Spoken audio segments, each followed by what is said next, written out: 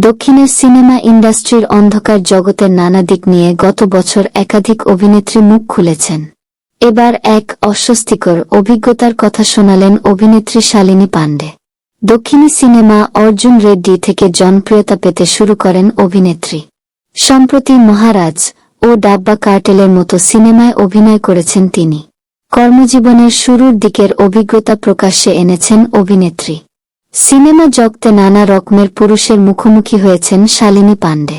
কেউ কেউ অত্যন্ত ভদ্র, আবার ভদ্রতার ধার ধারেন না এমন কিছু মানুষও আছেন। আবার কিছু পুরুষের জন্যই নিজের চারদিকে গণ্ডি নাকি টানতে শিখেছেন শালিনী। দক্ষিণী সিনেমা ইন্ডাস্ট্রির এমনই একজন পরিচালকের কথা জানান অভিনেত্রী। তিনি বলেন, একবার প্রসাধনী ভ্যানে তৈরি হচ্ছিলেন। তিনি যখন পোশাক বদলাচ্ছেন ঠিক তখনই সিনেমার পরিচালক ঢুকে পড়েছিলেন ভ্যানে। প্রবেশ করার আগে ভ্যানের দরজায় কড়া পর্যন্ত নাড়েননি। এমন ঘটনায় চমকে গিয়েছিলেন শালিনী পাণ্ডে। সম্প্রতি এক সাক্ষাৎকারে অভিনেত্রী বলেন, তিনি ভ্যানে ঢুকে পড়ার সঙ্গে সঙ্গে আমি চিৎকার করতে শুরু করি। আমি থতমত খেয়ে গিয়েছিলাম। তখন আমার বয়স মাত্র 2।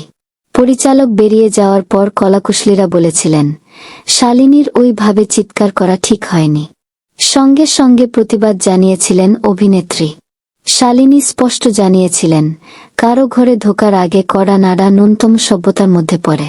অভিনেত্রী বলেন, আমি চিৎকার করছিলাম বলে অনেকেরই মনে হয়েছিল আমি খুব রাগী মানুষ, কিন্তু আমি নিজেকে রক্ষা করার জন্য প্রতিক্রিয়া দিয়েছি মাত্র।